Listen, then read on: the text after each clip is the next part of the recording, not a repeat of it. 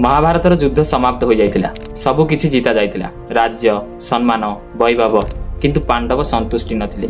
से माने स्वर्ग को यात्रा करिबा पई बाहर। रास्ता कठिन थिला, गोटे गोटे करी समस्त पांडव तळक पड़िबारे लागे। द्रौपदी भी, भीम भी एवं अर्जुन भी। शेष रे केवल गोटे व्यक्ति चलुथिला, युधिष्ठिर एवं ता पछरे गोटे कुकुर।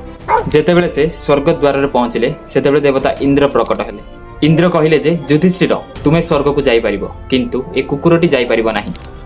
युधिष्ठिर टिके रहिले एवं पछको बुलिकी से कुकुरटी को देखिले। आउ कहिले जे जीए कठिन रास्ता रे मो सांग छाड़ी नाही एवं मु जेतिकी संघर्ष करिकी एठारे पहुंचिची, ए कुकुरटी भी समान संघर्ष करिकी एठारे पहुंचिची। मु आकु छाड़ीकी स्वर्ग जाई परिबी नाही। सेतेबेले से कुकुरटी धर्मदेव होइगला एवं इंद्र हंसिकी चली गले। स्वर्ग एवं शांति बाहर सबु छाड़िले मिली न थाए, भीतरु अहंकार को छाड़िले मिली थाए।